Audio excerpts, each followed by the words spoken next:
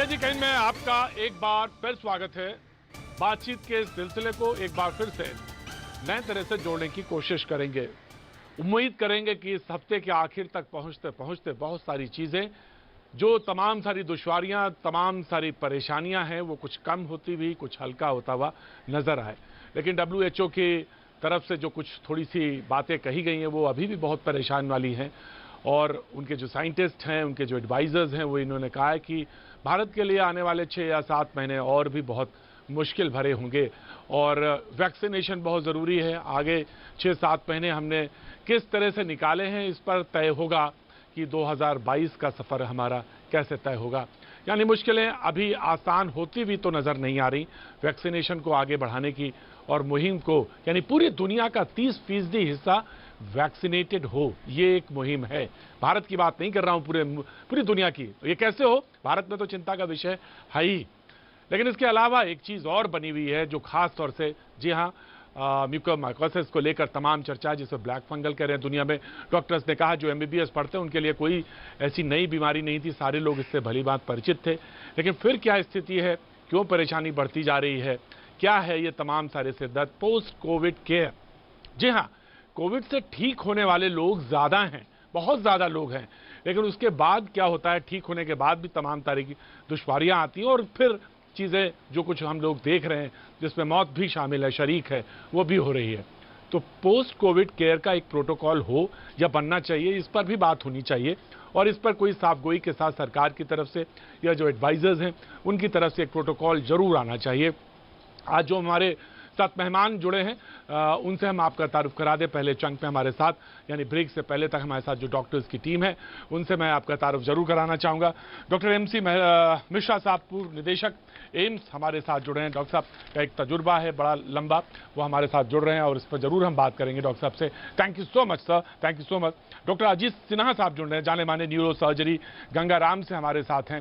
Thank you sir, thank you so much doctor Ajit Sinha ji, thank you so much. Doctor Vishnu Panigrahi group head हैं, Fortis health care से हमारे साथ जुड़ रहे हैं। डॉक्टर साहब लगातार टेलीविजन पर आते रहें और अपनी बात और बड़ी साफगोई के साथ समझाते रहें, आज हमारे साथ हैं। Thank you so much. Doctor Sanjay Sachdeva साहब, ENT max super speciality hospital से हमारे साथ हैं। और ये जो म्यूकोरमाइकोसिस का बार बार बात आ रही है, उस पर बहुत कुछ ENT एक्सपर्ट्स की तरफ से भी देखने को मिलेगा और बताने को आज मौका मिलेगा। डॉक्टर समीर भार्गव साहब, professor HBT medical college Delhi और डॉक्टर कूपर हॉस्पिटल से हैं और आप हमारे साथ जुड़ रहे हैं। Thank you so much doctor Sameer Bhargava साहब, जो हमारे लिए आपने वक्त निकाला, thank you so much. Mucormycosis को लेकर बात हो रही थी, लेकिन सबसे पहले आगे बढ़ूं तो सबसे पहले मैं डॉक्टर MC मिश्रा साहब के पास जाना चाहता हूं। सर, WHO ने जो एक बात कही है कि आने वाले 6-7 महीने, WHO की तरफ से सौम्या स्वामीनाथन ने यह बात कही है कि आने वाले 6-7 महीने बहुत मुश्किल वाले हालात हैं और आपको तैयार रहना चाहिए कि इससे भी जो स्थितियां हमने देखी हैं अप्रैल में 21, 22, 23, 24 अप्रैल के, वैसी स्थितियों से भी मुश्किल बड़े दिन हो सकते हैं। इससे हमको तैयारी रहनी चाहिए WHO की तरफ से। MC मिश्रा साहब। हाँ जी, मेरा थोड़ा मत इसमें भिन्न है। मैं नहीं मानता कि इससे ज़्यादा मुश्किल वाले दिन आएंगे। मैं सकारात्मक सोच रखता हूँ। अगर ये इस तरह की प्रिकॉशंस और कॉशन ये महत्वपूर्ण है, और जैसे थर्ड वेव की बात भी सामने आई है, अगर हम टीकाकरण अभियान में गति ला सकेंगे, जिसकी उम्मीद है पूरी, कि अगर हम टीकाकरण अभियान को कम से कम 1 करोड़ रोज़ लोगों को टीके लगाना शुरू कर दें जुलाई से, तो हमारे जो दिन आएंगे वो अच्छे आने वाले हैं। कुछ लोगों को तो संक्रमण हो गया है दूसरी वेव में, ज़्यादातर लोग उससे निकल भी गए हैं, ठीक हो गए हैं। कुछ लोगों को नुकसान हुआ है, लेकिन अधिकतर लोग ठीक हो गए हैं। और आने वाले समय में जिन लोगों को अभी कोविड का इन्फेक्शन हो गया है, तो वो कम से कम 6 से 8 महीने प्रोटेक्ट रहेंगे।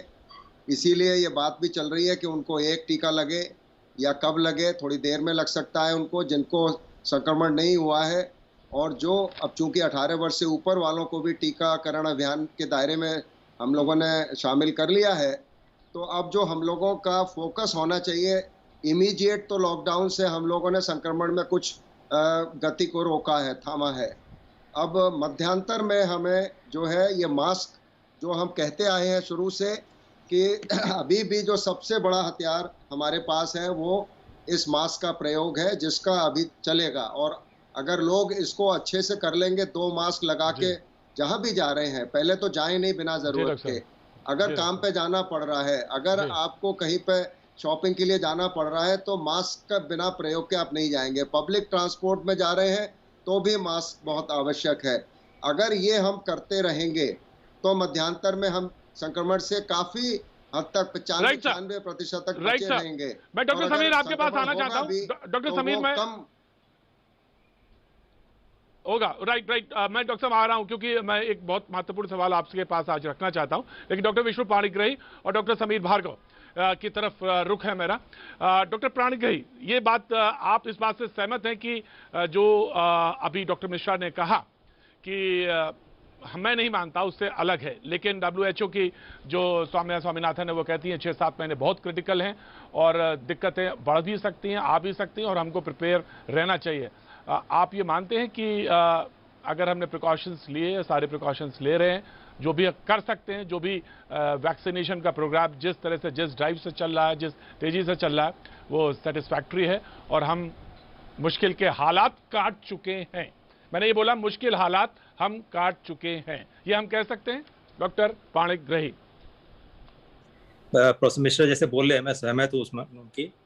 आप देखिए, हमारा इतने कम दिन में जितना वैक्सीनेशन हुआ है, आप अगर फर्स्ट वर्ल्ड कंट्रीज देखेंगे, अमेरिका देखेंगे, इंग्लैंड देखेंगे, हम बहुत आगे हैं उनसे।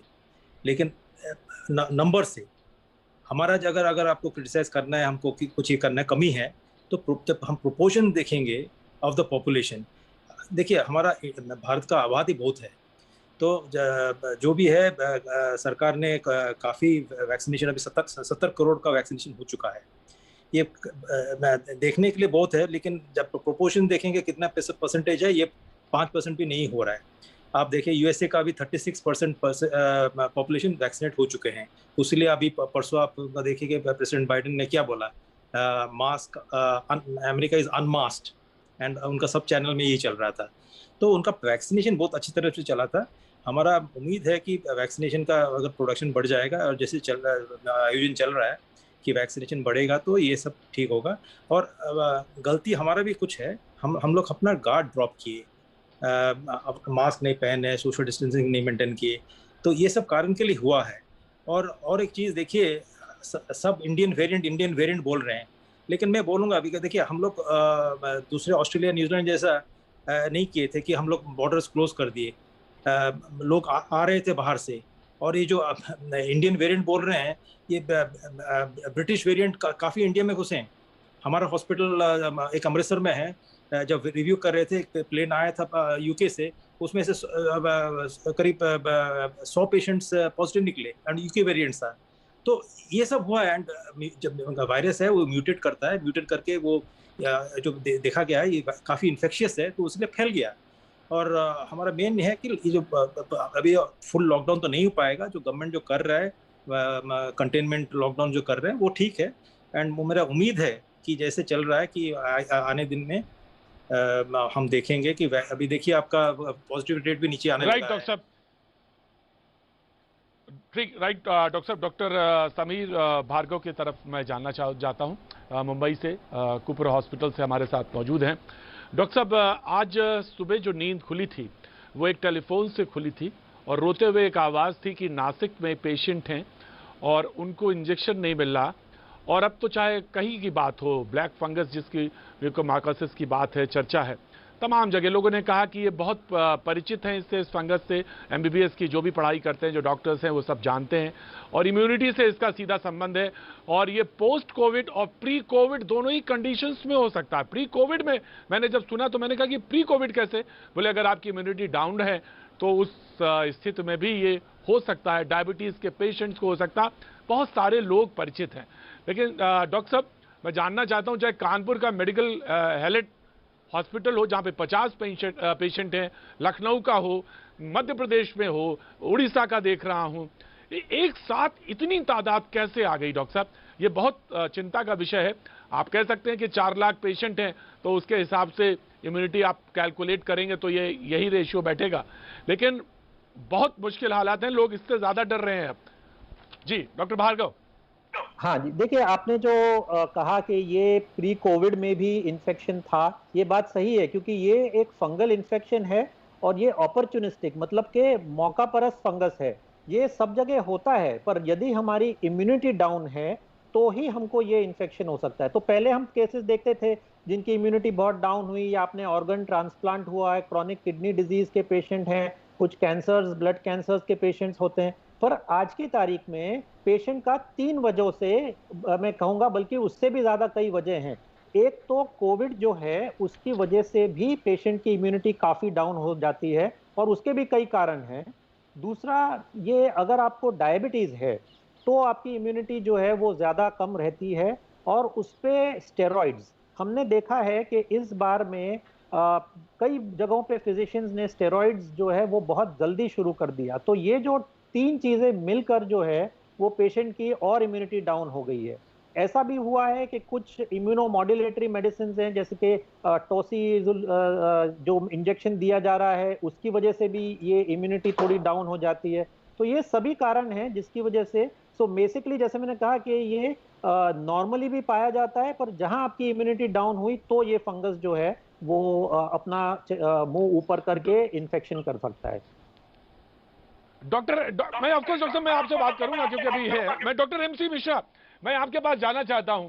अभी कुछ दिन पहले हमारे साथ इसी पैनल में डॉक्टर साहब मौजूद थे, स्टेरॉइड की बड़ी चर्चा हो रही थी। उन्होंने कहा कि स्टेरॉइड दिया जा सकता है, स्टेरॉइड 20 mg का वो प्रिस्क्राइब कर रहे थे कि भाई गांव में जब अस्पताल नहीं है, मरीज पहुंच नहीं सकता, जान बचाना जरूरी है, तो 20 mg अगर हमने स्टेरॉइड दिया है तो किसी तरह उसको रोकथाम की है। इंफ्रास्ट्रक्चर है नहीं, मौजूद नहीं है। डॉक्टर अजित सिन्हा, मैं आपके पास सवाल ये रखना चाहता हूं। अब सवाल ये है कि स्टेरॉइड दिया है तो लोगों को अब डर लग रहा है, और ऐसी स्थिति में जहां पे गांव में इंफ्रास्ट्रक्चर मौजूद नहीं है, तो लाइफ सेविंग ड्रग के तौर पे डॉक्टर्स ने स्टेरॉइड भी दिया है। अब सवाल यह है कि इतना ज्यादा डर है, लोगों को इतना भय है इस ब्लैक फंगस को लेकर कि करें क्या। डायबिटीज के पेशेंट हैं, कोविड में पता चला ठीक हो गए, पोस्ट कोविड के बाद ये स्थितियां बन रही हैं। डॉक्टर सिन्हा। हाँ जी, एक्चुअली जान बचाना सबसे ज्यादा जरूरी है। लास्ट ईयर कोविड के समय में इस डिजीज के बारे में, इसकी पैथोलॉजी के बारे में ज्यादा कुछ पता नहीं था। बाद में ये पता चला पोस्टमार्टम रिपोर्ट्स वगैरह से कि ये इसमें एक साइटोकाइन स्टॉर्म होता है और लंग्स में जो वेसल्स हैं वो क्लॉग्ड होते हैं। तो इससे बचाने के लिए, इसको रोकने के लिए स्टेरॉइड देना जरूरी होता है। अब जब भी हम अगर स्टेरॉइड किसी को भी देते हैं, स्टेरॉइड का अच्छा इफेक्ट तो ये है कि ये इन्फ्लेमेटरी रेस्पॉन्स को कम करता है, लेकिन खराब इफेक्ट ये है कि ये डायबिटिक्स में या प्री डायबिटिक में ब्लड शुगर बढ़ा देता है और आपकी बॉडी इम्यूनिटी को भी कम करता है।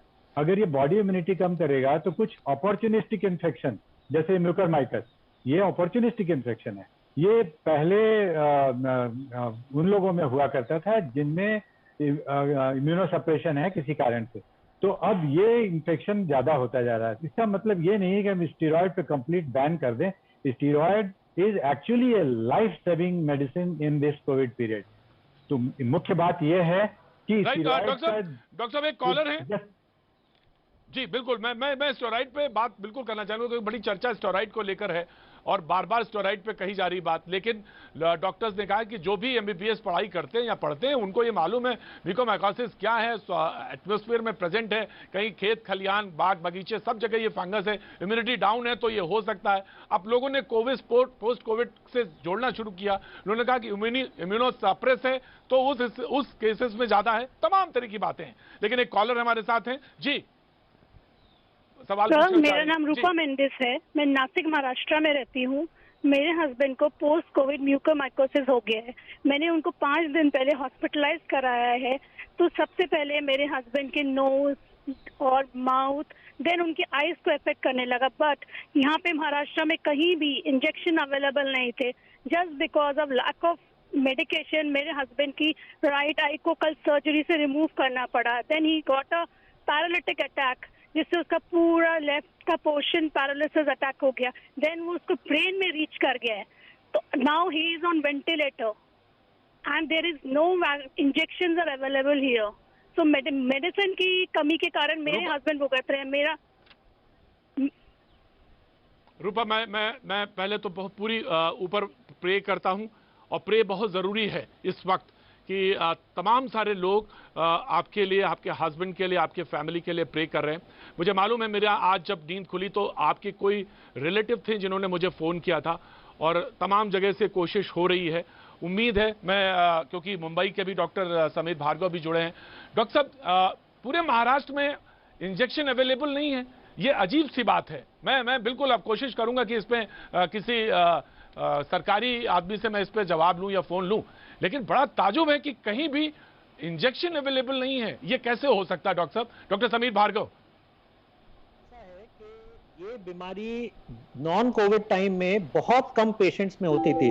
मैं आपको अगर ये बताऊं कि 2019 में हमने हार्डली साल में 2 या 3 पेशेंट्स म्यूकोरमाइकोसिस के देखे। पिछले साल फर्स्ट वेव में करीब जो हॉस्पिटल में मैं जाता हूं, जो मेडिकल कॉलेज है, वहां पे करीब 20-25 पेशेंट्स हमने पूरे वेव में देखे। और यहाँ पे जो है वो 1 महीने के अंदर ही जो है वो हम 25, 30, 50 पेशेंट जो देख रहे हैं महाराष्ट्र में। तो इसकी वजह से क्या है कि ये मेडिसिन का प्रोडक्शन ही शायद काफी कम रहता होगा, जिसकी वजह से अब जाके जब हमारी जरूरत ज्यादा पड़ रही है तो हमारे पास में अवेलेबिलिटी नहीं है। क्योंकि आप महाराष्ट्र में देखेंगे सबसे पहले जो है वो ज्यादा cases from March onwards Bombay और पूरे महाराष्ट्र में हुए, और इसी वजह से हमने देखा है कि ये बीमारी भी सबसे ज्यादा महाराष्ट्र में हो रही है। यहाँ तक कि कुछ जिले हैं जैसे कि मैं डॉक्टर साहब बहुत ईमानदारी के साथ, मैं डॉक्टर साहब बहुत ईमानदारी से, क्योंकि इस पैनल में देश के सब बड़े बड़े डॉक्टर्स मौजूद हैं,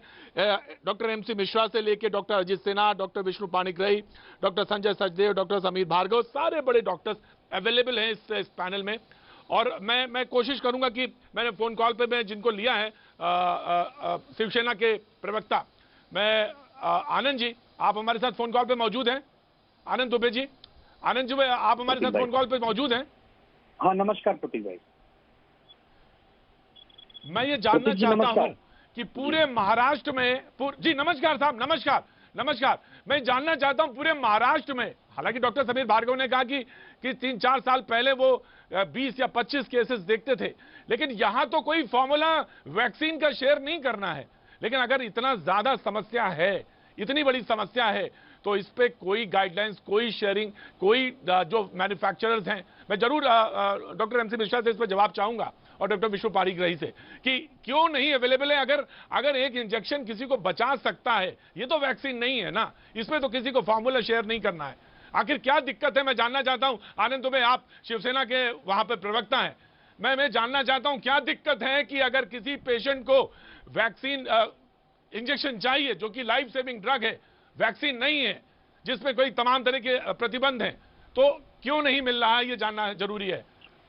आनंद दुबे। देखिए प्रतीक जी, बात पहले ये है कि जैसे एक समय में रेमडेसिविर इंजेक्शन की बहुत बड़ी दिक्कत हो रही थी देश में, ठीक उसी प्रकार से liposomal amphotericin B injection 50 mg, ये भी बहुत सारे डिमांड आ गए हैं पूरे देश में इसके, खास करके महाराष्ट्र में। और ये कुछ प्राइवेट कंपनियां बनाती हैं, जैसे सीरम है, जैसे सिप्ला है, और डिमांड और सप्लाई की बात है। अब अचानक से डिमांड बढ़ गई है और सप्लाई उतनी हो नहीं पा रही है, तो उस प्रकार से एक समस्या बन गई है। गजब है भाई। आनंद दुबे, माफ करिएगा, आनंद दुबे मुझे माफ करिएगा, आनंद दुबे मुझे माफ करिएगा। ये कोई भी मुल्क, इस मुल्क में हमने चंद्रमा पे चंद्रयान भेज दिया है, ये कोई इस आपको वैक्सीन का फॉर्मूला शेयर नहीं करना। मैं पूछना चाहता हूं एनसी मिश्रा साहब से। मिश्रा साहब, मुझे आपके पास अपना एक अनुभव है, हो सकता है मुझे दुरुस्त कर दीजिएगा अगर मैं गलत हूं। क्या अवेलेबिलिटी नहीं है या कालाबाजारी भी है, इसमें भी लोगों ने रोक लिया है? क्या दिक्कत है कि एक लेडी अपने हस्बैंड को बचाना चाहती है इंजेक्शन के लिए, 3 दिन से गुहार लगा रही, इंजेक्शन नहीं मिल रहा है? एमसी मिश्रा साहब। ये बिल्कुल आप ठीक कह रहे हैं, इसमें मैनेजरियल प्रॉब्लम है। ये बिल्कुल अरेंज किया जा सकता है, और अगर लाइपोसोमल एम्फोटेरेसिन नहीं मिल रहा तो प्लेन एम्फोटेरेसिन लगा दी जाए, जरूरी नहीं है। साइड इफेक्ट में कोई बहुत ज्यादा अंतर नहीं है लाइपोसोमल और नॉन लाइपोसोमल में। तो हमको ये भी, डॉक्टर्स को भी थोड़ा इसमें अपने को मॉडिफाई करना पड़ेगा कि हम पे अगर लाइपोसोमल खाली लिख के मंगा रहे हैं वो नहीं उपलब्ध है, तो खाली प्लेन एम्फोटेरिसिन भी जो मुद्दतों से दी जा रही है, मुझे नहीं लगता उसकी कमी होगी। और अगर महाराष्ट्र में ज्यादा रिक्वायरमेंट है तो मुझ आसाम में नहीं है, केरला में नहीं है, तमिलनाडु में नहीं है, वहां से क्यों नहीं मंगवाई जा सकती? ये देखिए प्रायोरिटी करने की बात है, और कितना सीरियसली आप किस गंभीरता से लेते हैं किस समस्या को स्वास्थ्य की भारत में। अगर जहां पे नहीं ज्यादा इस्तेमाल है, अभी गुजरात और महाराष्ट्र में ज्यादा केसेस हुए हैं म्यूकरमाइकोसिस के, और मैं बिल्कुल सहमत हूं जो हमारे डॉक्टर भार्गव साहब ने भी कहा कि ये म्यूकरमाइकोसिस पर से बहुत कम होता है, आईसीयू पेशेंट्स में होता है। कोविड में जो हम देख रहे हैं ये फिनोमेना कि ठीक होने के बाद फिर ये लक्षण आ रहे हैं, ये थोड़ा अचंभित करने वाले भी हैं और दुर्भाग्यवश भी है। और जैसे मैडम ने बताया, आनंद दुबे जी अगर हमारे साथ फोन लाइन पे मौजूद हैं, आनंद दुबे जी फोन लाइन पे अगर आप मौजूद हैं मेरे, जी मैं आपसे अनुरोध करना चाहूंगा। हालांकि टेलीविजन का माध्यम तमाम सारे समाज के तमाम सारे लोगों के लिए होना चाहिए, किसी व्यक्तिगत के लिए नहीं, लेकिन व्यक्तिगत तौर पे अगर कोई मौजूद है तो उसका एक उदाहरण हो सकता है, एक नजीर हो सकती है, और समाज में वो तमाम जगह बांटी जा सकती है। लेकिन अगर आपको प्रिक्योर करना है सर, प्लीज मैं आपसे बहुत निवेदन कर रहा हूं, हाथ जोड़ के निवेदन कर रहा हूं कि वो लेडी अपने हस्बैंड के लिए भीख मांग रही है, तो अगर कहीं से और से प्रिक्योर करना है आपको स्टेट से, तो प्लीज प्रिक्योर करिए, कंपनी से बात करिए। और अगर महाराष्ट्र में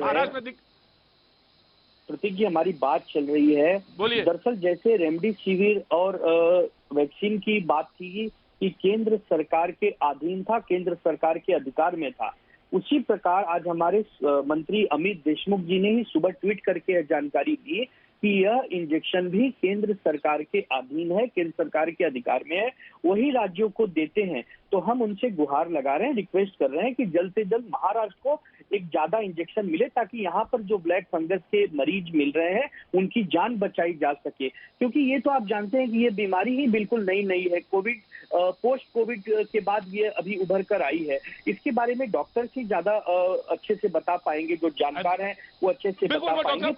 डॉक्टर एमसी मिश्रा कुछ कह रहे हैं, डॉक्टर एमसी मिश्रा मैं ही कह रहा हूँ, ये मैं इनकी बात से सहमत नहीं हूँ कि केंद्र सरकार इसको कंट्रोल कर रही है, मैं नहीं मानता ये बात। और आप देखिए 3 घंटे से फ्लाइट दुबई से आ जाती है, आप एयरलिफ्ट करवा लीजिए, आप भारत में कहीं से भी जिस स्टेट में म्यूकरमाइकोसिस ज्यादा नहीं है वहां से मंगवा लीजिए। देखिए ये कोई ऐसी नहीं है कि सरकार कंट्रोल कर रही है इसको। सरकार, अगर आप महाराष्ट्र सरकार भी कर सकती है कंट्रोल इसको, अगर आपको नहीं मिल रही है तो आप उन कंपनी से बात करिए कि भाई क्या समस्या है, सडनली कैसे इतनी कम हो गई, क्योंकि इतनी ज्यादा संख्या में भी रोगी नहीं है कि ये कम हो जाएगी। दरअसल doctor Anand Dubey please reply, Anand Dubey please reply. सीमा है उसमें 10 से 12 दिन का समय लगता है प्रतीक जी। तो अगर ये अचानक इसकी सप्लाई, अचानक इसकी डिमांड बढ़ गई है तो सप्लाई बढ़ाने में भी समय जाएगी। जो अनुभवी डॉक्टर हैं जिनसे हमारी बात हुई है, उन्होंने यह जानकारी दी है कि यह बहुत ही कम मात्रा में भारत में बनाई जाती थी, अब इसकी सप्लाई बढ़ाने की जरूरत है। डॉक्टर समीर भार्गव कुछ कह रहे हैं। मैं डॉक्टर सचदेवा में आ रहा हूँ, डॉक्टर समीर भार्गव कुछ ऐड करना चाह रहे हैं मुंबई से। डॉक्टर समीर भार्गव जी, देखिए अभी ये बातचीत हो रही थी कि एम्फोटेरिसिन बी लाइपोसोमल जो है वो अगर नहीं मिल रही है तो जो कन्वेंशनल, जिसको हम एम्फोटेरिसिन डीऑक्सिलेट कहते हैं, पर इन दोनों में काफी फर्क होता है साइड इफेक्ट के पॉइंट ऑफ व्यू से। जो लाइपोसोमल एम्फोटेरिसिन बी है उसकी सेफ्टी फैक्टर जो है वो काफी ज्यादा होता है, क्योंकि ये मेडिसिन जो है वो काफी नेफ्रोटॉक्सिक, किडनी पे काफी असर कर देती है, इसीलिए। और इसका डोज हमको कभी कभी 2 हफ्ता, 3 हफ्ता, कभी कभी 6 हफ्ते तक भी जो है वो देने की जरूरत पड़ती है। इसीलिए बहुत जरूरी है कि जितनी जल्दी हो सके एम्फोटेरिसिन बी लाइपोसोमल जो है वो अवेलेबल हो। पर फर्क कॉस्ट में बहुत ज्यादा है। अगर इसकी आप MRP गिने तो लाइपोसोमल जो है वो करीब 7-7.5 हजार की आती है, बल्कि जो डीऑक्सिकोलेट जो हमारे, जिसको हम कन्वेंशनल एम्फोटेरिसिन भी कहते हैं, वो इसकी 1/10 से भी कम इसका कॉस्ट आता है। तो ये इसीलिए बहुत जरूरी है क्योंकि टॉक्सिसिटी जो है वो सादे वाले की ज्यादा रहती है, और एक लिमिट तक ही हम जो है वो मेडिसिन पेशेंट को दे सकते हैं। डॉक्टर संजय सचदेव, डॉक्टर सचदेव, सवाल ये है कि म्यूकोरमाइकोसिस को लेकर तमाम केसेस हैं, शॉर्टेज का आपने देखा, हालत ये है कि इंजेक्शन नहीं मिल रहे हैं, लोगों को परेशान है। नासिक का केस है और फैमिली, मैं डॉक्टर एमसी मिश्रा जी को बिल्कुल आप वो क्लैरिफाई कर दीजिएगा, आप बिल्कुल क्लैरिफाई कर दीजिएगा डॉक्टर भार्गव की बात। मैं एक मिनट डॉक्टर सचदेवा से होके बस आपके पास आता हूं। डॉक्टर सचदेवा प्लीज मुझे क्लैरिफाई करिए कि इंजेक्शन की अवेलेबिलिटी को लेकर और खास तौर से लोगों के अंदर जो डर है, भय है ब्लैक फंगस को लेकर, उसको कैसे उसे निपटा जाए, और एकदम से जो केसेस आए हैं तो गवर्नमेंट को पोस्ट कोविड जो प्रोटोकॉल है उस पर आप सोचना चाहिए और या उसको कुछ क्लियर करना चाहिए। डॉक्टर संजय सचदेवा जी, आप बिल्कुल ठीक कह रहे हैं। और ये हम लोगों का भी एक्सपीरियंस रहा है लास्ट कोविड वेव में कि हमारे पास कुछ म्यूकोरमाइकोसिस नॉर्मल से ज़्यादा आए थे। जैसे कि डॉक्टर समीर बता रहे हैं कि हमारे पास साल में इतने केस आते हैं, तो सडनली 5 गुना केस लास्ट कोविड के बाद की वेव के बाद आ गए थे। पर इस बार तो एकदम से जैसे कि बांध टूटा है और एकदम से केसेस आए हैं। ये बात भी सही है कि पहले हमारी रिक्वायरमेंट लाइपोसोमल लिम्फोटेरेसिन बी की काफ़ी कम रहती थी, होती थी, ये नहीं कि बिल्कुल ज़ीरो नहीं थी, लेकिन थी। और काफ़ी इसमें इम्पोर्टेड भी आ रहे थे हमारे पास लाइपोसोमल लिम्फोटेरेसिन बी। बट अब तो एकदम से लगता है एकदम मैदान साफ हो गया। कहाँ गए वो सब दवाइयाँ, समझ नहीं आ रही। और जैसे हम लोग पेशेंट को एडमिट कर रहे हैं, अगर उनको एम्फोटेरेसिन बी हम नहीं दे पा रहे हैं या हम उनको एम्फोटेरेसिन बी दे रहे हैं क्योंकि हम लोगों के पास अब लाइपोसोमल या लिपिड कॉम्प्लेक्स का नहीं है, और हम उनको नॉर्मल जो हम लोग कन्वेंशनल जिसको बोलते हैं डीऑक्सीकोलेट एम्फोटेरेसिन भी दे रहे हैं, तो देख रहे हैं कि उनका दूसरे दिन ही क्रिएटिनिन बढ़ना शुरू हो रहा है। और इसलिए हम लोग वहाँ पे भी रुक रहे हैं। यंग पेशेंट जिसको अभी शुरुआत हुई है कोविड के सिम्टम्स की, और हम उनको एम्फोटेरेसिन भी ऑर्डिनरी वाला डीऑक्सीकोलेट वाला दे रहे हैं और क्रिएटिनिन बढ़ रहा है, और हम लोग उसको रोकना पड़ेगा, क्योंकि हम एक चीज़ को ठीक करते करते किडनी नहीं खराब कर पाएंगे। तो फिर हम लोगों को वापस अपना लाइपोसोमल या लिपिड कॉम्प्लेक्स की तरफ जाना पड़ेगा। और हम लोग अब तो ये कह रहे हैं कि दो हम लोग एंटी फंगल शुरू कर रहे हैं, दूसरा ओरल वाला या दूसरा और ओसाकोनाजोल या इसावोकोनाजोल भी शुरू कर रहे हैं कि अगर वहाँ कमी हुई तो कम से कम कुछ तो कवर करेगा। बट हम लोगों के हाथ अब बिल्कुल बंधे हुए हैं और बहुत कम दायरा है। और जैसे नासिक के पेशेंट के बारे में हम जान रहे हैं कि एकदम से बीमारी जो है आँख से ब्रेन में बहुत जल्दी फैलती है, और ये सब हम लोग कोविड में देख रहे हैं।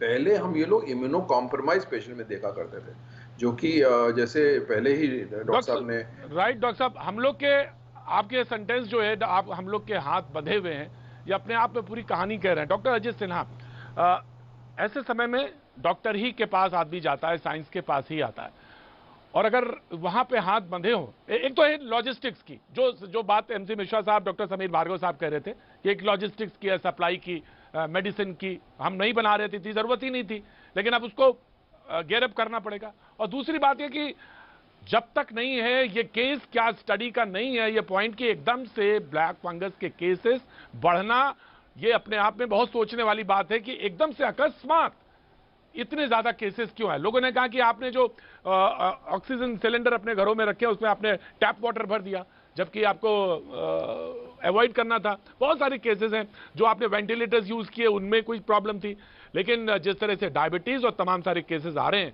ब्लैक फंगस के, ये बहुत चिंता का विषय लगातार बना हुआ है। डॉक्टर सिन्हा, बिल्कुल सही कहा आपने। ये जो नकली दवाइयां और नकली सिलेंडर, ये एक समस्या हमारे देश में पैरेलल चल रही है और इससे हम लोग सब लोग अवगत हैं, लेकिन मैं उसके बारे में कमेंट नहीं करूंगा। ज्यादा कमेंट की बात यह है कि बिना एम्फोटेरेसिन के इस बीमारी का इलाज नहीं हो सकता है। लेकिन इसमें मैं एक चीज और ऐड करना चाहूंगा कि हमें इस बीमारी के बारे में लोगों को भी पता होना चाहिए, ताकि इसके लक्षणों को बिल्कुल प्रारंभिक स्टेज में ही पकड़ा जा सके। जब नाक से डिस्चार्ज आ रहा हो या नाक में कोई ब्लैक स्पॉट बना हो या पैलेट में कोई ब्लैक स्पॉट बना हो, इसको उस हद तक नहीं पहुंचने दिया जाए कि ये आंख में पहुंच करके आंख की रोशनी खत्म कर दिया और उसके बाद आंख से ब्रेन में और ब्रेन से ब्रेन के खून की नली को बंद करके हेमिप्लेजिक, जैसे कि अभी आपके एक दर्शक बता रहे थे, ये बहुत दुर्भाग्यपूर्ण है। और इस समस्या, इस एस्पेक्ट की तरफ मैं ध्यान आकर्षित करना चाहूंगा कि लोगों को भी पता होना चाहिए, और आईसीयू में वर्क करने वाले या ओपीडी में वर्क करने वाले जनरल फिजिशियन, उनको भी कॉशियस होना चाहिए। उनको ये बात समझनी चाहिए कि इस सीजन में ये समस्या बहुत फ्रीक्वेंट है, इसलिए एंडोस्कोपिक एग्जामिनेशन नाक का हो या detail examination of paranasal sinuses and mouth हो, ऐसे कोविड पोस्ट कोविड पेशेंट्स में ये बहुत जरूरी है। Amphotericin is a medical treatment. बहुत बार जब ये इतना ज्यादा फैल जाता है तो इसके लिए ऑपरेशन भी करना पड़ता है। राइट डॉक्टर विष्णु, मैं आप ही के पास आ रहा हूं। तो क्या हम पहले से सचेत नहीं थे? पोस्ट कोविड या कोविड के दौरान, उसके ट्रीटमेंट के दौरान जो प्रोटोकॉल था उसको लेकर क्या बहुत डेफिनेट नहीं थे, या हम उस पर बहुत ज़्यादा निगरानी नहीं कर पा रहे थे? डॉक्टर्स आ नहीं रहे थे पेशेंट्स के पास, और जो इलाज हो रहा था वो बहुत सारे टेलीफोन या टेलीमेडिसिन से हो रहा था, तो वो उसके साइड इफ़ेक्ट्स अब हम देख रहे हैं। या जो लोग भर्ती थे, जो एडमिट थे, उनको क्योंकि वो कोरोना पेशेंट थे, एक डर भी था, एक भय भी था, हमारे हेल्थ सर्विसेज पर भी एक प्रेशर था। तो ये तमाम सारे रिप्रिकॉशंस हैं जो अब हमको सामने दिखाई पड़ रहे हैं। और अब एक वक्त है, बहुत एलानदार है, जिसपे हमको जहां तक सवाल है कोरोना पेशेंट और पोस्ट कोरोना, उस पर कहीं ना कहीं एक हमको डेफिनेट होना पड़ेगा। डॉक्टर पाणिग्राही, मैं कुछ अच्छे सवाल आपका है, कुछ बताना चाहता हूँ। Already institute of medical sciences, जहाँ प्रोफेसर मिश्रा पहले डायरेक्टर थे, ICMR, इन लोग बहुत अच्छे तरह से एक प्रोटोकॉल बनाए हैं, माइल्ड, मॉडरेट, सीवियर। ये मैसेजिंग पूरा गांव-गांव जाना चाहिए, ये नहीं। और नंबर 1, नंबर 2, आप देखेंगे बहुत सारे कोविड पेशेंट्स माइल्ड कैटेगरी में आ जाएंगे, ठीक से रहेंगे, आराम से हो सकता है। और उसका है कुछ, क्या क्या दवाई दे सकते हैं, क्या क्या नहीं दे सकते हैं। अभी देखिए, अगर 94 से कम सैचुरेशन है, आप ऑक्सीजन दे सकते हैं। 95 से ऊपर है तो ऑक्सीजन का जरूरत नहीं है। हम लोग स्टेरॉइड्स बहुत जल्दी दे रहे हैं, 4-5 दिन से पहले बिल्कुल स्टेरॉइड का आवश्यकता नहीं है। और स्टेरॉइड देना है तो डॉक्टर्स का सलाह लेके करना है। आजकल सब डॉक्टर गूगल बन गए, गूगल करके अपने आप इलाज कर रहे हैं। तो स्टेरॉइड लेना, ऑक्सीजन लेना बिफोर रिक्वायरमेंट, और ऑक्सीजन जो ले रहे हैं घर में, वो सिलेंडर साफ है नहीं सही है, ह्यूमिडिफायर जिसके जो करते हैं, जो जैसे अभी जो बोल रहे थे कि पानी ठीक से नहीं ले रहे हैं, ये सब कारण के लिए आपका जो फर्स्ट स्टार्टिंग पॉइंट ये है। नंबर 2, आप देखेंगे कि जो चल रहा है अभी 95% जो म्यूकोरमाइकोसिस आ रहा है वो डायबिटिक पेशेंट्स है। आप डायबिटिक पेशेंट्स पे स्टेरॉइड्स दे रहे हैं, और अगर स्टेरॉइड्स आवश्यकता है दीजिए, नहीं है तो वेट करिए। और स्टेरॉइड्स देंगे तो शुगर बढ़ेगा, तो इसके लिए जो शुगर का कंट्रोल बहुत ज़रूरी है, जो हम लोग बोलते हैं मेडिकल साइंस में ग्लाइसेमिक कंट्रोल। तो एज इट इज़ डायबिटीज़ का इम्यूनिटी कम रहता है, और ये सब हमेशा इम्यूनिटी कम होने के लिए म्यूकोरमाइकोसिस हो रहा है।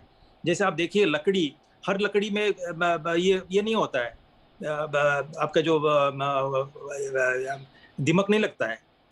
तो अगर इम्यूनिटी कम हो जाता है तो दिमाग लगता है।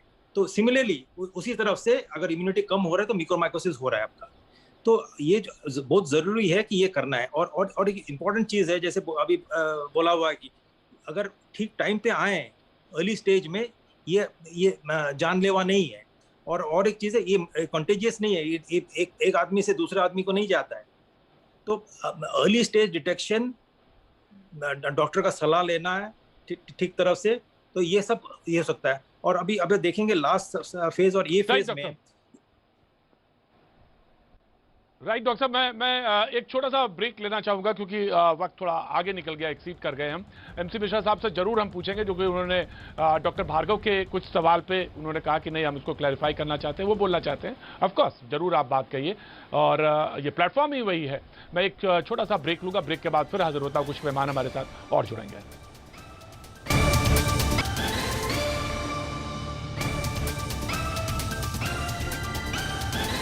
भैया जी, कहने में आपका एक बार फिर स्वागत है। बातचीत के सिलसिले को आगे जोड़ेंगे। हमारे साथ जो नए मेहमान जुड़ेंगे वो बुलंदशहर के जिलाधिकारी रविंद्र कुमार जी हमारे साथ हिस्से में मौजूद रहेंगे। इस हिस्से में खासतौर से बातचीत का जो सिलसिला हम लोग जोड़ते हैं, उसमें जिलों से भी हम बात करते हैं, तमाम सारी जो समस्याएं लोग आ रही हैं उनके बारे में बात करते हैं। इसके तहत हमारे साथ जिलाधिकारी बुलंदशहर रविंद्र कुमार जी उत्तर प्रदेश के मौजूद हैं। बहुत बहुत स्वागत है सर, आपका भी thank you so much. MC Mishra साहब, डॉक्टर MC मिश्रा साहब लगातार हमारे साथ मौजूद है, और कूपर हॉस्पिटल से डॉक्टर समीर भार्गव, डॉक्टर अजीत सिन्हा और डॉक्टर संजय सचदेवा हमारे साथ लगातार बने हुए हैं। MC मिश्रा साहब, आप कुछ कहना चाह रहे थे? MC मिश्रा। मैं सिर्फ इतना ही कहना चाह रहा हूँ, डॉक्टर पाणिग्राही की सारी बातों से मैं पूर्णतः सहमत हूँ। जो उन्होंने कहा बहुत महत्वपूर्ण बातें की हैं, और ये बिल्कुल हमारे डॉक्टर्स को भी इसमें बहुत जागरूक होने की आवश्यकता है कि स्टेरॉइड कब देना है और कब नहीं देना है, कितनी डोज में देना है। मेरे पास ऐसे कई बच्चे हैं 32 साल के, 30 साल के, जिनको स्टेरॉइड माइल्ड निमोनिया में रिकमेंड कर दिया और मैंने सबका बंद करवाया। अब इसके अलावा मैं ये कहूँगा, देखिए चॉइस हमारे पास है। ये महिला जो बेचारी जिनके पति आईसीयू में भर्ती हैं, मैं सिर्फ इतना ही कहना चाहता हूँ कि एम्फोटेरेसिन प्लेन लगा दीजिए। वैसे भी इनकी मॉर्टिलिटी बहुत हाई होती है। अभी अगर एम्फोटेरेसिन नहीं मिलेगा 100% चांस है कि वो नहीं बच पाएंगे। अगर एम्फोटेरेसिन लग जाएगी, चाहे लाइपोसोमल नहीं भी लगा, लाइपोसोमल तो अभी आई है, पहले तो यही लगती थी, इतने रोगियों को हमने दी है। ठीक है, उनका गुर्दे पे थोड़ा गलत असर भी हो जाएगा, उसको भी टैकल किया जाता है, तो जान तो बचे पहले। तो मैं फिर से उनसे ही कहूँगा, नासिक में जो एम्फोटेरेसिन मिल रही है वो लगवाएं, और चांस लेने की बात है। 100% से 50% हमें आना पड़ेगा। हम ये नहीं कह सकते कि लाइपोसोमल नहीं मिलेगी तो हम एम्फोटेरेसिन नहीं लगाएंगे, क्योंकि गुर्दे पर टॉक्सिसिटी हो जाएगी उसकी। अभी जान बचाने की बात है। गुर्दे का जो दिक्कत है उसको डॉक्टर साहब टैकल कर लेंगे, उसमें कोई इतनी बड़ी बात नहीं है। तो उनका अगर नहीं एम्फोटेरेसिन मिलेगी तो उनके जो पति हैं, और मैं बता रहा हूँ कि उसके in absence of amphotericin, whether it's liposomal और non liposomal, it doesn't matter, वो उनको उपलब्ध कराई जा सकती है। करा के उसका शुरू करें, बीच में लाइपोसोमल मिल जाए तो वो लगवा दें। कहीं कुछ नहीं से तो कुछ बेहतर है, और उससे उनकी शायद जान बच जाए। मैं डॉक्टर जो मौजूद है वहाँ पे नासिक में, और जो रूपा मेंडिस हमारे, ऑफ कोर्स डॉक्टर साहब आप ऑफ कोर्स अगर आप कुछ जोड़ना चाहें जरूर डॉक्टर भार्गव जोड़ सकते हैं आप। मैं ये कहना चाहता हूँ कि लाइफ सेव करना बहुत ज़रूरी है, और कैसे भी किसी तरह भी, रूपा मेंडिस ने अभी कुछ देर पहले फ़ोन किया, उनके हस्बैंड आईसीयू में है, 40 इयर्स एज है, एक छोटा बच्चा है, और ब्लैक फंगस से बहुत गंभीर रूप से एक आंख जा चुकी है और एक तरफ का जबड़ा जा चुका है, और वो बहुत परेशानी की हालत में है। डॉक्टर भार्गव कुछ जोड़ना चाह रहे थे, प्लीज। फिर मैं रवि जी आपके पास आता हूँ। जी मैं आता हूँ जी। इस बात में बिल्कुल सहमत हूँ कि अगर हमको लाइपोसोमल नहीं मिल रही है तो जो कन्वेंशनल है वो देनी चाहिए, क्योंकि सबसे ज्यादा इंपॉर्टेंट है कि जान बचाई जाए। अच्छा, दूसरी बात मैं ये कहना चाह रहा हूं कि अभी ईएनटी एसोसिएशन के राष्ट्रीय अध्यक्ष होने के नाते मैंने एक क्वेश्चन है, एक सर्वे जो है वो भेजा था, काफी ईएनटी सर्जन्स ने रिप्लाई किया। तो ये हमने देखा है कि ये पूरे देश में ही कई जगहों से हो रहा है। तो अगर हम कॉमन फैक्टर जो निकला था वो यही था कि डोजेज ऑफ स्टेरॉइड, देखिए स्टेरॉइड जो है ये हम जान चुके हैं कि कोविड बीमारी में ये जो है वो जान बचाने का काम कर रहा है, पर अगर हमने इसको सही समय पे स्टार्ट किया, जैसे कि फर्स्ट वीक जो वायरिमिया है उसमें हमने नहीं यूज करना है, सेकेंडली इसका सही ड्यूरेशन जो है हमको देना है, और सही डोजेज हमको देना है। तो ये चीज जो है इसकी गाइडलाइंस और प्रोटोकॉल जो है वो अगर हम सभी जगह थ्रू वेरियस एसोसिएशन हम फैला दें, क्योंकि आज की तारीख में ये बीमारी जो है बहुत इंपॉर्टेंट पॉइंट डॉक्टर साहब आपने कहा, बहुत इंपॉर्टेंट पॉइंट है। आज पूरा डिस्कशन यही था। बहुत अच्छा पॉइंट है ये डॉक्टर साहब, नो डाउट, क्योंकि मैं अपने जितना मेरे पास, तो क्योंकि मैं मेडिकल साइंस का तो स्टूडेंट हूं नहीं, लेकिन जो मैं तमाम डॉक्टर से इंटरैक्ट कर रहा हूं उसमें ये एक बहुत इंपॉर्टेंट पॉइंट है कि प्लीज डॉक्टर एसोसिएशन से, डॉक्टर्स की तरफ से, गवर्नमेंट की तरफ से, हेल्थ मिनिस्ट्री की तरफ से ये प्रोटोकॉल जारी होना चाहिए, प्रोटोकॉल कि कितना स्टेरॉइड कैसे कहां दिया जाना। पोस्ट कोविड प्रोटोकॉल यूरोप में है, अमेरिका में मैं आज जब आ रहा था तो मैंने देखा कि उन्होंने कुछ बना रखे हैं पोस्ट कोविड प्रोटोकॉल्स। वो अब डिसाइड हो जाना चाहिए कि कब, अगर ठीक हो गया उसके बाद भी बुखार आ रहा है, पेट खराब हो रहा है पोस्ट कोविड के बाद, यानी कोविड खत्म हो गया उसके बाद भी, तो क्या सिम्टम्स हैं, क्यों हैं ये सिम्टम्स, उसके बारे में गहनता से सोचा जाना चाहिए। ये बहुत इंपॉर्टेंट है। स्टेरॉइड को लेकर और तमाम ड्रग्स को लेकर प्रोटोकॉल तय होना चाहिए। मैं जिलाधिकारी बुलंदशहर की तरफ रुख करना चाहूँगा। मैं आपका बहुत बहुत स्वागत करना चाहता हूं, और मैं ये जानना चाहता हूं कि इस वक्त की खासतौर से रविंद्र जी की देहात की स्थिति क्या है आपके ज़िले में, और आप किस तरह से टैकल करें, क्योंकि बुलंदशहर से भी तमाम सारे गाँवों के कस्बों की हाल आ रहे हैं, और जिस तरह से फैल रही है बीमारी गाँवों में वो चिंता का विषय बना हुआ है, और डॉक्टर्स भी ये बार बार कहते हैं कि किस तरह से उसको टैकल किया जाए। So how you are tackling it, ये बहुत इंपॉर्टेंट है। रविंद्र कुमार जी।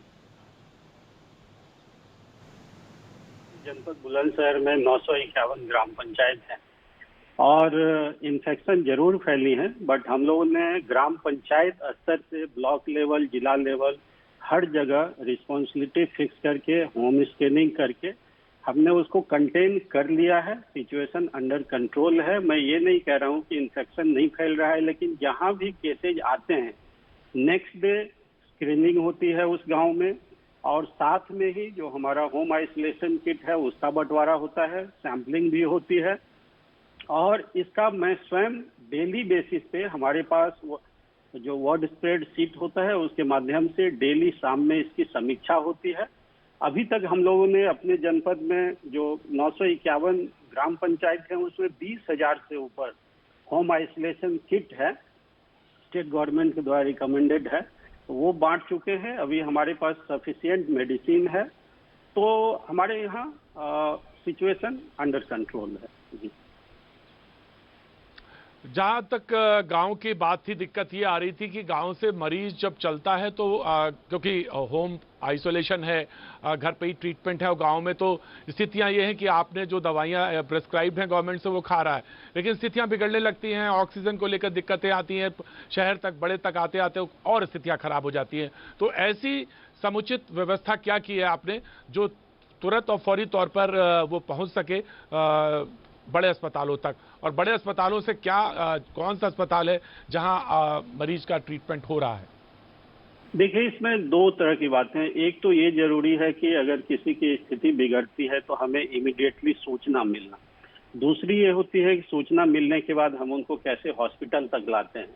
तो सूचना मिलने के बारे में इसलिए हमने ग्राम स्तर पे, न्याय पंचायत स्तर पे हम लोगों ने आरआरटी टीम का गठन किया। अभी 951 गाँव में 219 आरआरटी की टीम है, रैपिड रिस्पांस टीम बोलते हैं। और आरआरटी की टीम, एक आरआरटी टीम के अंदर लगभग 7 से 8 ग्राम पंचायत हैं। तो अभी जस्ट पंचायत चुनाव खत्म हुआ है, तो नवनियुक्त जो प्रधान जी हैं उनके टच में हैं। हमारे जो ग्राम स्तर पे कर्मचारी हैं, चाहे सचिव हो या लेखपाल हो, उनके टच में हैं। तो उनके माध्यम से हम लोगों ने जो स्मूथ टेक्नोलॉजी का यूज करके कम्युनिकेशन को स्मूथ किया है। हमारा नोडल ऑफिसर्स का व्हाट्सएप ग्रुप है, ब्लॉक स्तर पे ग्राम स्तर का व्हाट्सएप ग्रुप है, हमारे ICCC जो कंट्रोल रूम है वहाँ पे 8 लैंडलाइन, 5 मोबाइल 24 आवर काम करते हैं। तो जैसे ही हमें सूचना मिलती है तो अब उसको अगर स्थिति खराब है तो हम लोग उसको CHC PHC स्तर पे स्टेबलाइज करने के लिए हमारे यहाँ 10 CHC PHC है जहाँ पे 10 से 15 ऑक्सीजन बेड की व्यवस्था है। अगर स्थिति अच्छी है तो हमारे यहाँ अभी 11 कोविड हॉस्पिटल काम कर रहे हैं। एक जेल को छोड़ के वो कैदी के लिए है, 10 पब्लिक के लिए है। और उसमें दूरस्थ कॉर्नर जैसे हमारा सियाना नॉर्थ ईस्ट में है, मोस्ट नॉर्थ ईस्ट दूरस्थ है, या साउथ ईस्ट में दुबई है, वहाँ भी हम लोगों ने कोविड हॉस्पिटल खोल दिए हैं। तो ऐसी स्थिति नहीं आने दिए हैं कि लोगों ने, मतलब हमारे पास सूचना मिलने के बाद लोगों ने दम तोड़ा हो। जहाँ तक ऑक्सीजन की बात है तो ऑक्सीजन, अब देखिए पहले से जो रेगुलर सप्लाई था, अचानक डिमांड बढ़ी तो दिक्कतें जरूर हुई, बट हमारे जनपद में एक भी ऐसा केस आपको नहीं मिलेगा कि हॉस्पिटल में ऑक्सीजन बेड पे मरीज ने दम तोड़ा हो। भले ही अधिकारियों को रात भर जगना पड़ा, लेकिन हम लोगों ने ये एश्योर किया। तो हर एक तरह से हम लोग कोशिश कर रहे हैं और अभी स्थिति कंट्रोल में है। आगे भी आशा करते हैं स्थिति कंट्रोल में रहेगी।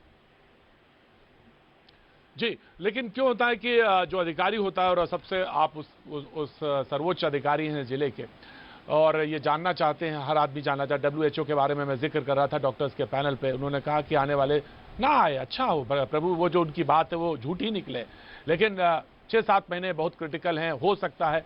तो तमाम तैयारी, क्योंकि प्राथमिक स्वास्थ्य केंद्र की आप बात कर रहे थे, तो मुझे लगता है ये एक अपॉर्चुनिटी भी है जिसको कि और बेहतर करने के संकल्प लिया जा सकता है, और जो प्राइवेट पार्टनर्स हैं उनके जरिए भी, और मशीन्स को भी अपग्रेड किया जा सकता है। तो क्या भविष्य में कुछ ऐसा सोच रहे हैं आप, क्योंकि तमाम सारे लोग जानना चाहते हैं कि प्राथमिक स्वास्थ्य केंद्रों की स्थितियां बहुत अच्छी नहीं है, तो क्या ये एक अपॉर्चुनिटी बनेगी और आने वाले समय में गाँव को और पंचायतों को एक अच्छे प्राथमिक स्वास्थ्य केंद्र साजो साज के साथ मिलेंगे? रविंद्र कुमार जी। जी, मेरा मानना है, और मैं अपने अधीनस्थों को ये बताता हूँ कि आप ये सोचिए कि कल को अगर आपके फैमिली में कोई कोविड संक्रमित या बीमार होते हैं तो आप क्या एक्सपेक्ट करेंगे। इस एक्सपेक्टेशन के साथ तैयारी कीजिए और इसी तरीके से मोटिवेट करके हमने अपना स्वास्थ्य विभाग का टीम भी और विकास विभाग की टीम को भी उसमें हमने ज्वाइंट एफर्ट के लिए लगाया है। जैसे हमारे मेजर सीएचसी पीएचसी पे अभी हमने जिला स्तरीय अधिकारियों को लगा के गांव-गांव में, चाहे वो हेल्थ स्क्रीनिंग हो या सैंपलिंग हो या दवाई का वितरण हो, वो करवाया है। तो आगे की जो स्ट्रैटेजी है, जैसे ऑक्सीजन की रेगुलर सप्लाई होते हुए भी सडनली डिमांड बढ़ने से दिक्कतें हुई थी लोगों को, तो हमारा अभी हम लोग ऑक्सीजन जनरेटर लगाए हैं, 2 ऑलरेडी लग चुका है, 5 और पाइपलाइन में है। हमारे यहाँ ऑक्सीजन स्टोरेज टैंक है जो कि 14 टन का है। हमारा जो आगे का स्ट्रेटजी है कि उसको हम डबल कैपेसिटी करें, ताकि हम अभी जितना स्टोर कर पाते हैं उससे दुगुना स्टोर करें। इसके अलावा एक जो दिक्कतें आई थी, अभी जो ऑक्सीजन जनरेटर मिल रहा है उससे हम डायरेक्ट पाइपलाइन के माध्यम से पेशेंट को सप्लाई करते हैं।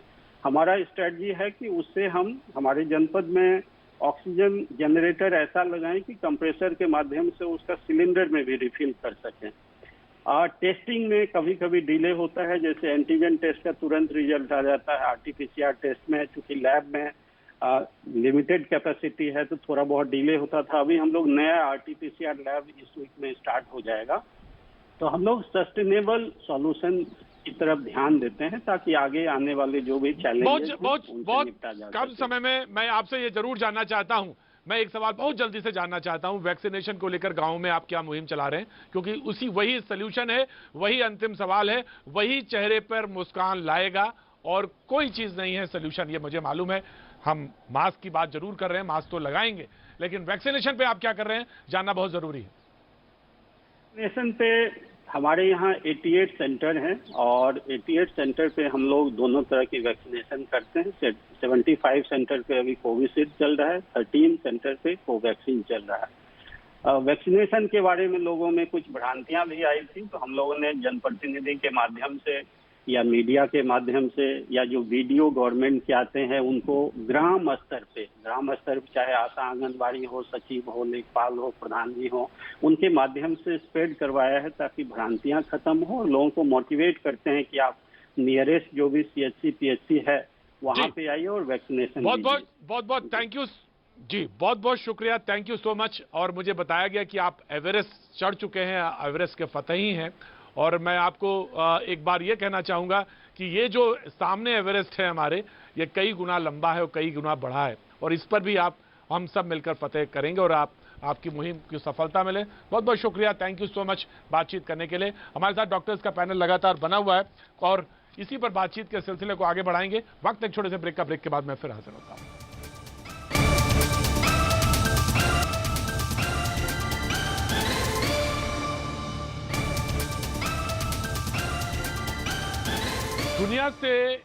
दुनिया का पहली बार सामना हो रहा था ऐसी बीमारी से, ये बात सच है, लेकिन अब जब ये बात बार बार सामने आ रही, म्यूकोरमाइकोसिस के केसेस, ब्लैक फंगस जिसको लोग कह रहे हैं, लगातार केसेस बढ़ रहे हैं और बड़ी तादाद में लोगों के सामने, कहाँ 2-2 साल में या साल में 20 या 25 केस, और लगातार जिस तरह केसेस आए हैं और बढ़ रहे हैं, ये चिंता का विषय बना हुआ है।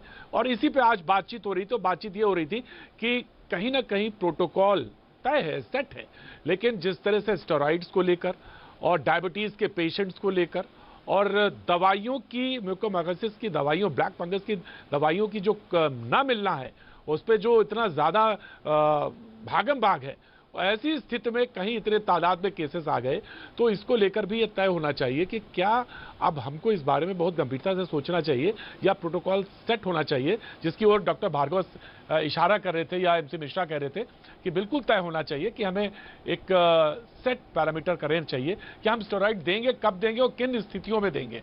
ऑफ कोर्स जान बचाना बहुत जरूरी है और स्टेरॉइड वैसे ही इसी श्रेणी में आता है, लेकिन ये तय हो जाना चाहिए। डॉक्टर अजीत सिन्हा हमारे साथ मौजूद हैं और कूपर हॉस्पिटल से डॉक्टर भार्गव हमारे साथ लगातार मौजूद हैं, लेकिन 2 मेहमान हमारे साथ जुड़ रहे हैं, विंडो फाउंडेशन के युद्धवीर बोर साहब और आरसी जैन साहब, अध्यक्ष डीएसपी SMA यानी जो स्कूलों की, प्राइवेट स्कूलों की एक चेन है, उसके अध्यक्ष हैं, बहुत समय से हमारे साथ आते रहे। युद्धवीर जी, आपका भी मैं स्वागत करना चाहता हूं। आरसी जैन साहब, मैं आज आपसे कुछ आश्वासन भी चाहता हूं।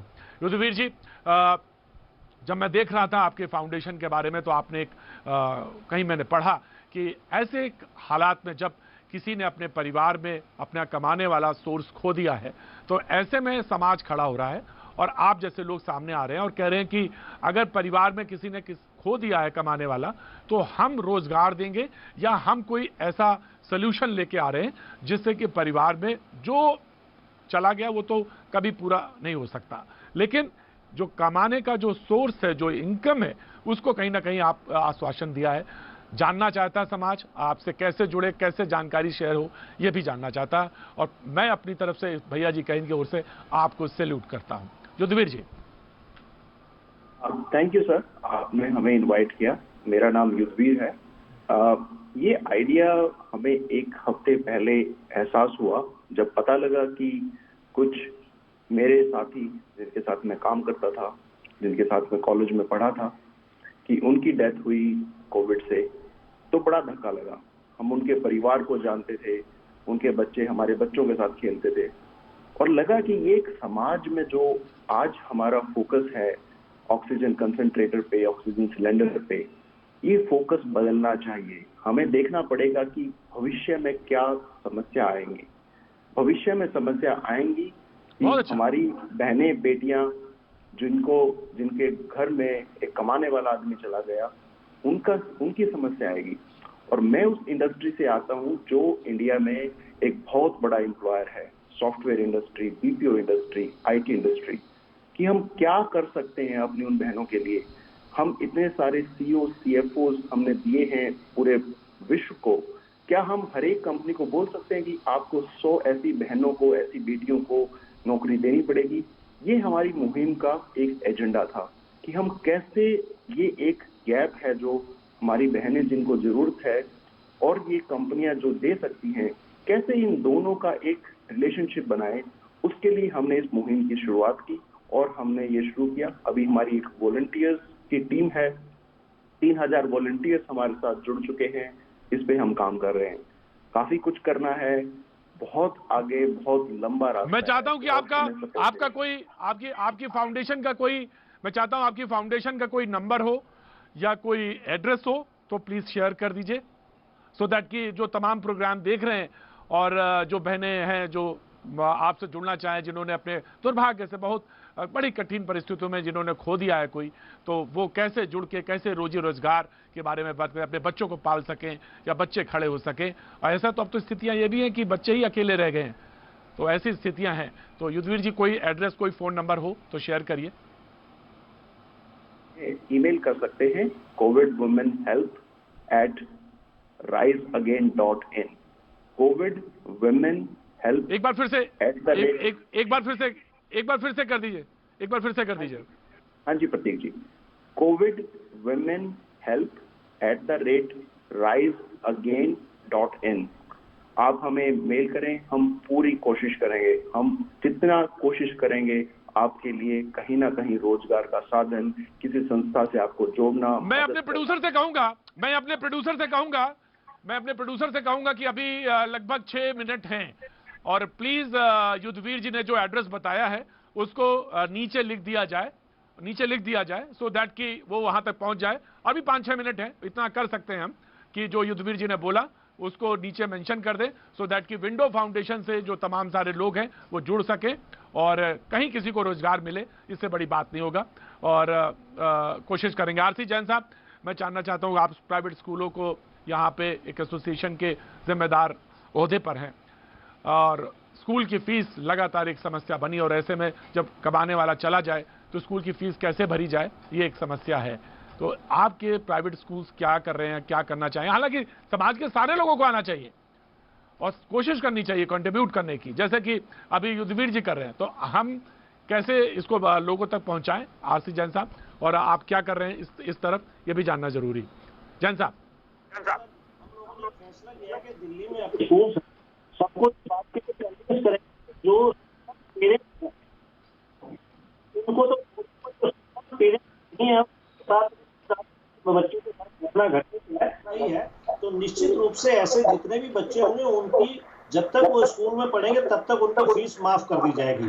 पर इस कैटेगरी में वही बच्चे आएंगे जो सक्षम नहीं है फीस देने में, और दूसरा यह है कि ऐसे समय में हम लोगों ने अभी भी, हमारे बहुत सारे स्कूल हैं जिन्होंने अपने यहाँ कोविड सेंटर भी बनाए हैं, जिन्होंने अपने यहाँ पीपी किट्स भी बांटी हैं, जिन्होंने अपने यहाँ अभी भी, और हमारे ऐसे प्रोग्राम चल रहे हैं कि जो खाना भी हम लोग प्रोवाइड कर रहे हैं। पिछले साल भी हम लोगों ने करीब 10 करोड़ रुपए की पीपी किट्स दिल्ली सरकार को मुहैया कराई थी।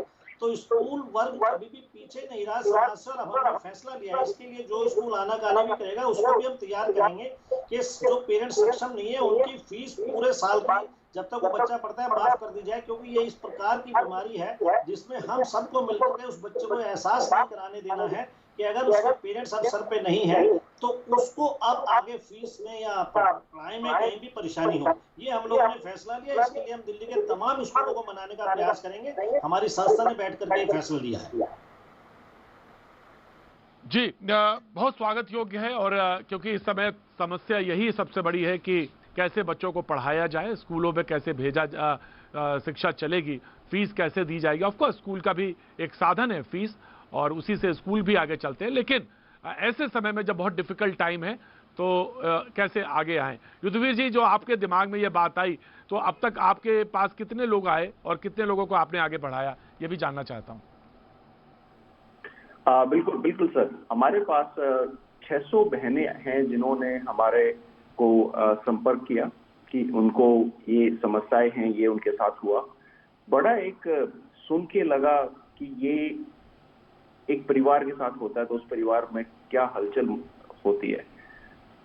सबसे एक कमाल की बात जो हमें लगता है कि मानवता जिंदा है और हमारा देश एक कमाल का उसका एक मिसाल हमेशा देता है, हमारे पास 6 गुना ज्यादा वॉलंटियर्स आए कि हम यहाँ पर आपकी हेल्प करेंगे।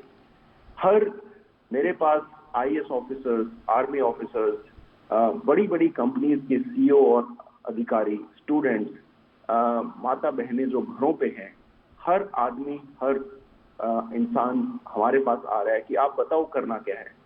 ये एक जो जज्बा है, ये तो ये वो कोविड वुमेन हेल्प, ये जो नीचे एड्रेस चल रहा है इस पे आप संपर्क कर सकते हैं। युद्धवीर जी, जो covidwomenhelp@riseagain.in, इस पर आप जाएं, और वो लोग जिन्होंने अपने परिवार से किसी को खोया है और अपने कमाने वाला सोर्स को खोया है, कमाने वाला सोर्स से मैं कहता हूं जब मुझे बेहद दुख होता है, लेकिन मैं ये कह रहा हूं इसलिए क्योंकि बच्चों का और भविष्य देखना बहुत जरूरी है, और ऐसे में आना चाहिए। आरसी जैन साहब, मैं एक बार फिर से आपको बुलाऊंगा क्योंकि मुझे बहुत ज़रूरत है आपकी और आपके स्कूल्स की, खास तौर से दिल्ली क्यों पूरे देश के स्कूल्स के बारे में भी हम निश्चित तौर से बात करेंगे, और एक सामने समस्या खड़ी है उसको कैसे टैकल किया जाए। लेकिन डॉक्टर अजीत सिन्हा, मैं आपके पास एक बार फिर आना चाहता हूँ, और डॉक्टर समीर बहुत जल्दी से। डॉक्टर सिन्हा, अब ये टाइम आ गया है जब हमको ये बिल्कुल क्लियर होना चाहिए, हालांकि डॉक्टर्स के अपने विजन्स हैं, अपनी चीज़ें हैं, कि जहां तक पेशेंट का सवाल है, स्टेरॉइड्स का है या शुगर पेशेंट्स हैं, या जिस तरह से ब्लैक फंगस के केसेस सामने आ रहे हैं, उस पर लेकर हमको कहीं ना कहीं बहुत डेफिनेट होना है। कहाँ पे ये तय होना चाहिए कि ये प्रोटोकॉल है, स्ट्रिक्टली उसको वॉच किया जाना चाहिए। डॉक्टर सिन्हा। बिल्कुल सही कहा आपने, और protocol and judicious use of steroid तो होना ही चाहिए। इसके लिए जितने भी पेरिफेरी में जो सेंटर्स में डॉक्टर्स ट्रीट कर रहे हैं, ऐसा देखा गया है कि फियर के कारण लोगों को जल्दी से स्टेरॉइड शुरू कर देते हैं। वो सही नहीं है। स्टेरॉइड शुरू करने का एक निश्चित समय है, एक निश्चित इंडिकेशन है कि अगर 5 दिन के बाद भी बुखार आ रहा है और बायोकेमिकल पैरामीटर्स ये दिखा रहे हैं कि इन्फ्लेमेशन ऑनगोइंग है, तभी शुरू करना है। अगर हम पहले शुरू कर दें तो बहुत ज़्यादा यूज़ हो जाएगा स्टेरॉइड का। फ़ायदा तो उससे होगा नहीं, बल्कि उससे नुकसान हो जाएगा, क्योंकि ये इम्यूनोसप्रेशन करता है, डायबिटीज़ को बढ़ावा देता है, और उसके कारण ये ब्लैक फंगस जैसा हम लोग डिस्कस कर रहे हैं ये भी आता है। तो इस पे हमें ध्यान देना जरूरी है लोगों को। Doctor Sameer Bhargava, right sir, doctor Sameer Bhargava, Roopa Mendis की किस तरह से मदद की जा सकती है जो उन्होंने नासिक में है, मैं एक बार उससे फिर से जानना चाहता हूं। डॉक्टर समीर भार्गव, किस तरह नासिक में हेल्प पहुंचाई जा सकती है? डॉक्टर समीर भार्गव। ऐसा है कि ये पेशेंट के लिए तो उनको जो हॉस्पिटल में जाके उनकी अथॉरिटीज से रिक्वेस्ट करें कि भाई अगर हमको जो कन्वेंशनल एम्फोटेरेसिन बी जो है वो मिल जाए, अगर वहाँ नहीं तो जो नियरेस्ट बड़ा शहर है वहाँ से तो ये उनको मिल ही सकता है। और मैं दूसरी चीज ये भी कहना चाहता हूं कि भाई जिन पेशेंट्स को कोविड हो गया और वो घर चले गए, चाहे वो माइल्ड इन्फेक्शन हो या मॉडरेट या सिवियर, अगर वो डायबिटिक हैं, ये बहुत जरूरी है कि उनको सतर्क रहना चाहिए कि उनका शुगर लेवल जो है वो 200 से नीचे ही रखना चाहिए, और उनको जो लक्षण आते हैं म्यूकोरमाइकोसिस के उसके बारे में सतर्क रहना चाहिए। और जो भी हॉस्पिटल से आप डिस्चार्ज लें, आप जरूर अपने डॉक्टर से पूछ लें भाई हमको किस चीजों के लिए जो है वो ज्यादा सतर्क रहना है। That is very important. उसके कई लक्षण रहते हैं, शुरुआती लक्षण रहते हैं कि भाई आप घर गए, बुखार हो गया, आपको शुरुआती लक्षणों पे बिल्कुल शुरुआती लक्षणों पे हमको बिल्कुल ध्यान देना है, और शुगर के जहां तक पेशेंट हैं उन्हें तो बहुत अलर्ट पे रहना है। आज अभी बस सिर्फ इतना, कल फिर और मुलाकात। बने रहिए हमारे साथ आर पार का वक्त।